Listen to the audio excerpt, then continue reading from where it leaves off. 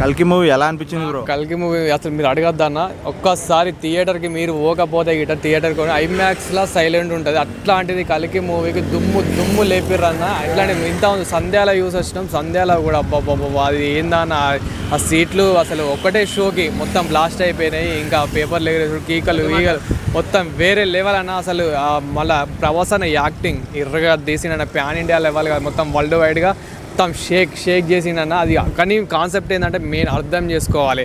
ఏదో ఈ పిల్ల బచ్చ మూవీలు లెక్క కాదు, ఇది చాలా అర్థం చేసుకుంటే మట్టుగా మాత్రం చాలా బాగుంటుంది అన్న మూవీ. అలాగే ఇంకా మన కమల్ హాసన్ గారి యాక్టింగ్ ఇంకా వేరే లెవెల్. ఇంకా కమల్ హాసన్ గారి యాక్టింగ్ గురించి అసలు మనం మాట్లాడద్దు, ఎందుకంటే అసలు యాక్టింగ్ అంటేనే కమల్ హాసన్ కాబట్టి అంత వేరే లెవెల్ ఉందన్న. అమితాబ్ బచ్చన్ ప్రభాస్ ఫైట్ సీన్ ఎలా అనిపించింది? ఫైటింగ్ సీన్ అయితే ఇంకా నెక్స్ట్ లెవెల్ అన్న. ఫైటింగ్ సీన్స్ మాత్రం దానికి ఇంకా బ్యాక్గ్రౌండ్ స్కోర్ కానివ్వండి, ఆ ఫైటింగ్ సీన్స్ కానివ్వండి, అసలు వేరే లెవెల్ అని చెప్పొచ్చు. మెయిన్ ఒక్కొక్క సీన్ మాత్రం ఇంకా హైలైట్ అని చెప్పొచ్చు అన్న. అంటే ప్రభాస్ రేంజ్లో హిట్ పడలేదు కదా బాహుబలి తర్వాత, అంటే ఇప్పుడు బాహుబలిని మించుందా ఈ మూవీ? బాహుబలిని మించుంది, సలార్ని కూడా మించుంది అన్న. మూవీ మాత్రం సలార్ని బాహుబలిని రెండింటిని మించి అవుతుంది. అంటే ఇప్పుడు దంగల్ రికార్డు కూడా బ్రేక్ అయ్యే ఛాన్స్ ఉందా? 100% బ్రేక్ అవుతా అన్న. తెలుగు ఇండస్ట్రీ మాత్రం ఇప్పుడు కల్కి మూవీతో హైలైట్ అని చెప్పొచ్చు ఇంకా. Thank you sir.